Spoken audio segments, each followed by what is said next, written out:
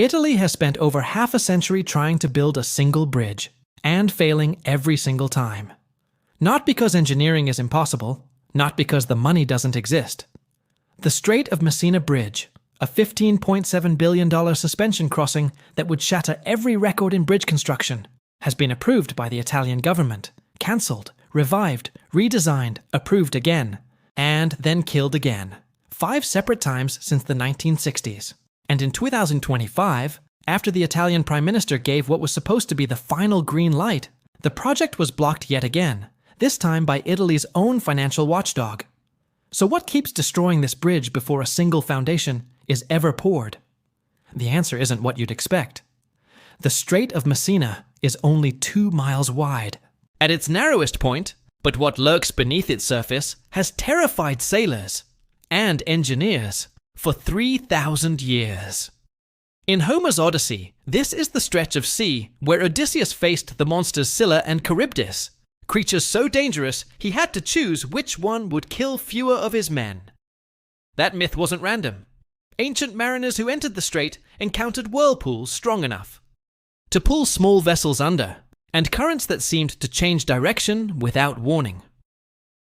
Modern science has explained why. The strait sits at the collision point of the European and African tectonic plates, directly above one of the most violent fault systems in the Mediterranean. The currents here are brutal. Tidal forces push water between the Tyrrhenian and Ionian seas, creating whirlpools and eddies that reach speeds of over 9 kilometers per hour. The seabed is a labyrinth of underwater canyons, carved by thousands of years of geological chaos. And the water itself is among the saltiest in the connected oceans, nearly 39 grams of salt per liter, which accelerates corrosion on any structure it touches. Put simply, this is one of the worst places on Earth to build anything permanent.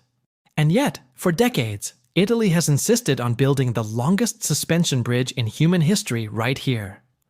At 5:20 in the morning, on December 28, 1908, while the city of Messina slept, the ground beneath it ripped apart. A magnitude 7.1 earthquake, the most powerful ever. Recorded in European history, struck directly beneath the strait. The shaking lasted between 30 and 40 seconds. That doesn't sound like much, but in half a minute, 91% of every structure in Messina was destroyed or damaged beyond repair. The city had been more crowded than usual that night. Visitors had poured in from surrounding towns to see a performance of Verdi's Aida the evening before. Most of them were still asleep when the ceilings came down. Then came the water. Roughly 10 minutes after the quake, a 12-meter tsunami, a wall of water nearly 4 stories tall, surged into both coastlines. Thousands of survivors who had escaped their collapsing homes and ran toward the harbor were swept away. The harbor itself was destroyed. Ships snapped from their moorings and slammed into each other. A 2,000-ton Russian steamer was ripped from dry dock and hurled into the bay. Bodies and debris filled the water for days. Estimates of the death toll vary, but most credible sources place it between 80,000 and 120,000 people. Messina lost roughly half its population in a single morning. Reggio Calabria, across the strait, lost a third. It remains the deadliest seismic event in modern European history. Recovery took decades. Many destroyed buildings were still unrebuilt by the 1930s, and the fault that caused it has not gone away. Despite everything the strait had done to the people who lived beside it, someone always came back with the same audacious idea: build a bridge. The Romans considered it first, a chain of boats and barrels linking Sicily to the mainland. That never materialized. In 1953, an American civil engineer named David Steinman proposed a suspension bridge with towers sunk 120 meters into the seabed. Too expensive, too risky. Throughout the 1960s and 70s, proposals ranged from submerged tunnels to floating pontoons to a revolving platform in the middle of the strait. None were realistic. Then, in 1992, the Italian government finally settled on a design: a single-span suspension bridge with no central supports, crossing the entire 3.3-kilometer gap between Torre Faro in Sicily and Villa San Giovanni in Calabria. It would carry 6 lanes of road traffic and 2 railway lines.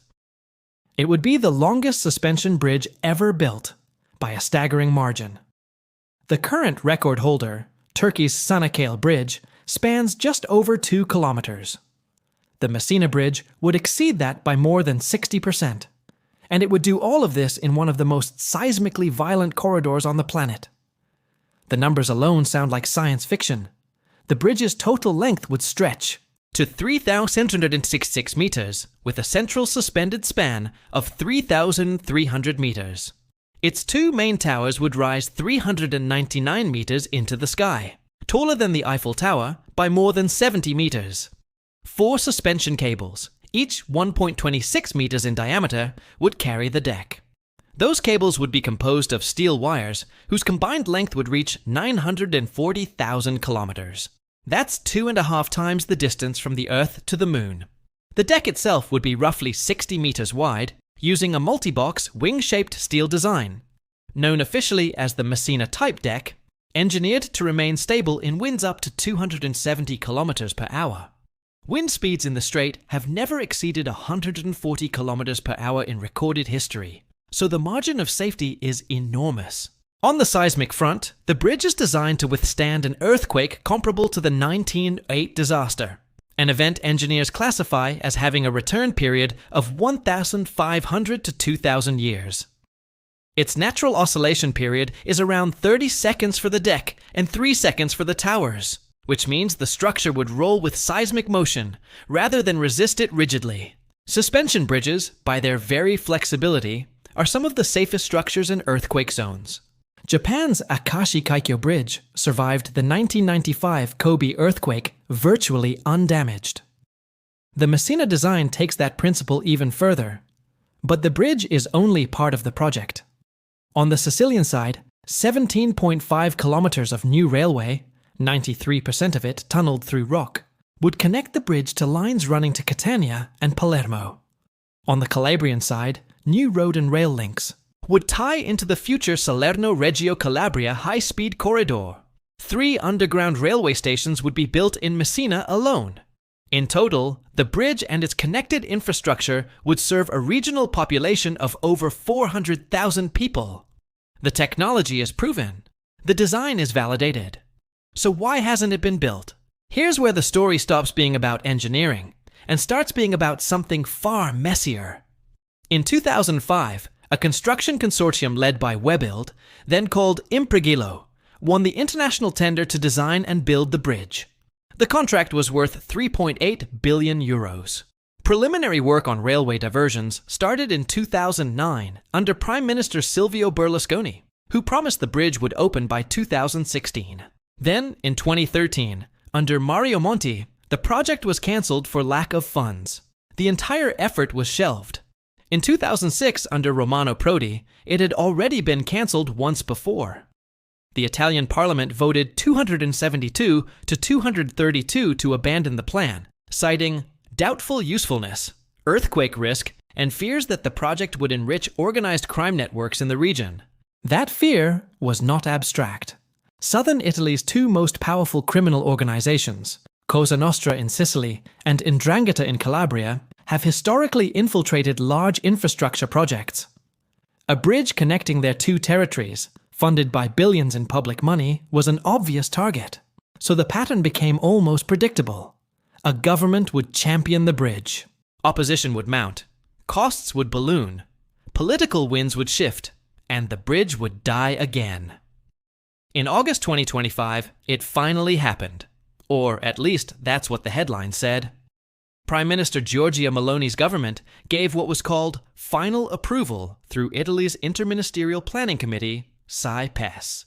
The budget was locked at 13.5 billion euros. The general contractor, Eurolink, still led by Webuild, alongside Japan's IHI and Spain's Saker, signed an updated contract worth 10.6 billion euros. The bridge was declared a project of public utility. Webuild's CEO, Pietro Salini, announced that construction would begin before the end of the year. Infrastructure Minister Matteo Salvini made it his personal flagship project, holding press conferences with architectural models and calling the bridge a matter of national pride and even NATO strategic interest. Protests erupted immediately. 10,000 demonstrators marched through Messina, carrying signs that read, "Nobody wants it." Environmental groups including Greenpeace and the World Wildlife Fund filed complaints with the European Union, alleging that dozens of environmental conditions attached to the project's impact assessment had not been met. Local mayors accused the government of freezing urban development for decades, with recurring expropriation orders that prevented residents from selling, renovating, or investing in their own properties. 2 months later, Italy's Court of Auditors did something the engineering community didn't expect. It rejected the project outright. The court, which oversees public spending, questioned whether the 2005 tender was still legally valid, given that the original contract was worth 3.8 billion euros and the updated budget had swelled to 13.5 billion. That's a 255% increase.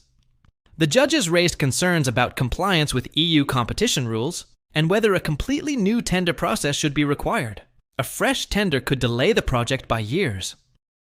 In December 2025, the Italian Senate shifted 780 million euros in bridge funding from 2025 to 2033, an acknowledgement that construction was not starting on the original timeline. The government insisted the total budget remained unchanged, but the signal was clear. Momentum had stalled again. By February 2026, Salvini was still publicly confident, telling Italian radio that a government decree had addressed the court's concerns and that construction would begin sometime in 2026. But he offered no firm deadlines. And in March 2026, Italy quietly approved a revised schedule extending the project timeline to 2034, 2 years past the original 2032 completion date. Not a single foundation has been poured.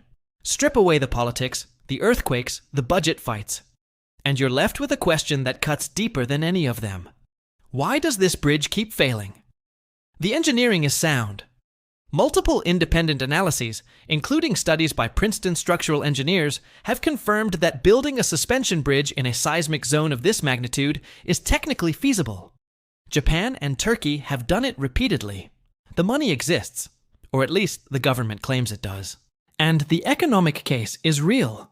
The bridge would eliminate ferry crossings that currently take passengers up to 100 minutes, replace them with a 10-minute drive, and connect Sicily to the Trans-European Transport Network, a continental rail and road system stretching from Berlin to Palermo.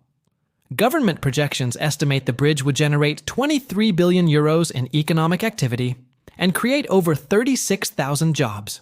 The deeper problem is institutional. Italy's bridge is trapped in a cycle where political ambition outpaces administrative capacity. Every time a new government champions the project, the legal framework from the previous attempt is either expired, contested, or incompatible with updated regulations. The 2005 contract is now over 20 years old. Construction costs across Europe have risen roughly 70% since 2020 alone, driven by surging prices for steel, concrete, and labor. Environmental standards have tightened. Anti-corruption protocols have become more demanding. Each revival starts from a position that's already outdated, and each delay makes the next revival even harder. One structural engineering expert compared the project to Venice's Mose flood barrier, another flagship Italian infrastructure project that took decades, longer than planned and ballooned, wildly past its original budget. The pattern isn't unique to the Messina Bridge. It's a symptom of how mega projects function, or fail to function, in systems where political cycles are shorter than construction timelines. As of early 2026, the Messina Strait Bridge exists in a kind of bureaucratic limbo. The government says construction will begin this year, but no ground has been broken. The Court of Auditors' objections have been addressed through a cabinet decree, but legal experts warn that forcing the project forward without full judicial clearance could expose it to future legal challenges that unravel the entire contract. Environmental groups remain active in EU courts. The No Ponte movement shows no signs of weakening. Residents like 75-year-old Mariolina De Francesco, whose home sits near the planned site of one of the 399-meter towers, have told reporters that no amount of compensation could justify what would be lost. And the fundamental question of whether a 20-year-old contract can Legally govern a project whose cost has nearly quadrupled remains unresolved. Meanwhile, roughly 40 kilometers of new roads and railways, the connecting infrastructure that would make the bridge functional, are scheduled to begin construction in phases through 2026 and 2027. 3 new underground railway stations are planned for Messina alone. The bridge itself, the actual suspension span, is not expected to start until March 2027 at the earliest. Completion, if everything goes perfectly from this point forward, is now projected for 2034. Whether or not a single concrete pylon ever rises above the Strait of Messina, this project has already reshaped how the world thinks about mega infrastructure. It is a case study in what happens when engineering ambition meets political instability, seismic risk, legal complexity, and organized crime, all in the same 2-mile stretch of water. The technology to build this bridge has existed for years.